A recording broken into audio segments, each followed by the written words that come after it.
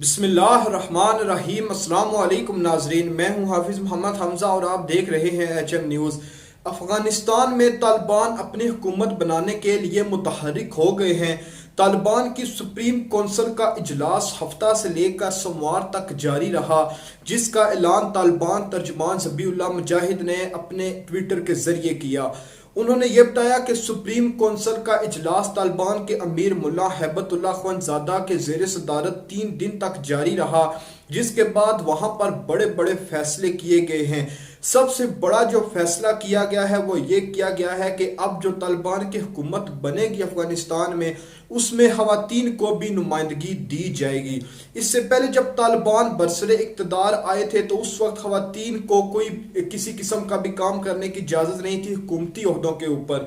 फिर अब जब तालिबान ने अफगानिस्तान के ऊपर कब्जा किया तो लिबरल्स की जानिब से यही शोशा छोड़ा गया था कि तालिबान वहां पर खवातीन को काम नहीं करने देंगे, तालिबान वहां पर खवातीन के साथ ऐसा सलूक करेंगे।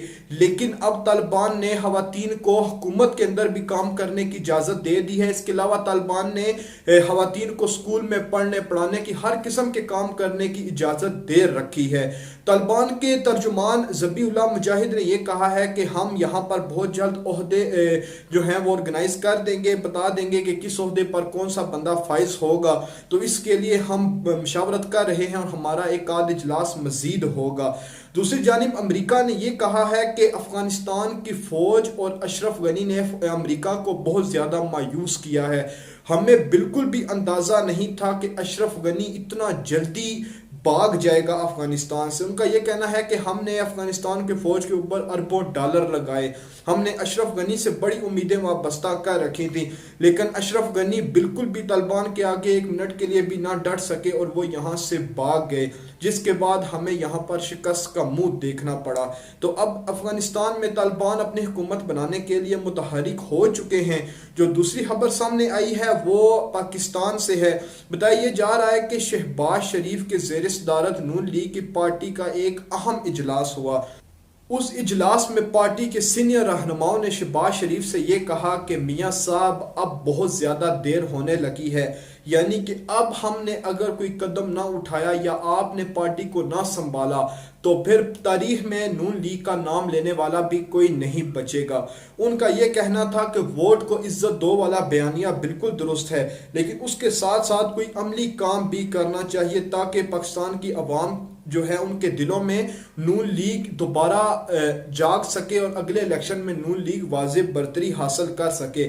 हम बिल्कुल खामोश बैठे हुए हैं, जिसकी वजह से आने वाले इलेक्शन में नून लीग को बहुत ज्यादा चैलेंजेस का सामना करना पड़ सकता है। जिसके बाद शहबाज शरीफ ने यह कहा कि हम बहुत जल्द रोड्स के ऊपर निकलेंगे, जो कि PDM के प्लेटफॉर्म से ऐलान हो चुका है। जबकि दूसरी जानिब एक सीनियर साफी राना अजीम ने यह दावा किया है मौलाना फजलुर रहमान शहबाज शरीफ से नाला हो गए हैं।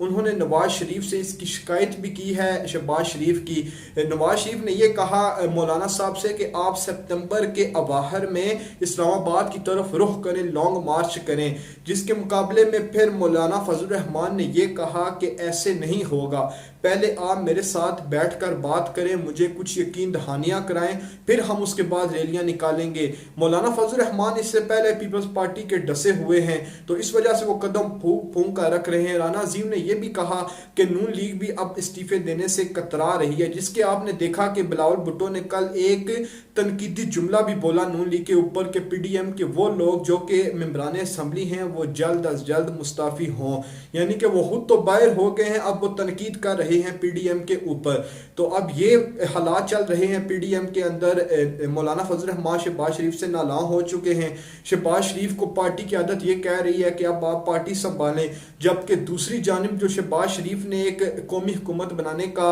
ऐलान किया था कि हम कौमी हुकूमत बनाने की भरपूर कोशिश करेंगे, तो आज मरियम नवाज साहिबा जब इस्लामाबाद हाई कोर्ट में पेश हुई तो उन्होंने बाद में प्रेस कॉन्फ्रेंस करते हुए शहबाज शरीफ के इस बयान को रद्द कर दिया और ये कहा कि हम कौमी हुकूमत नहीं बनाएंगे।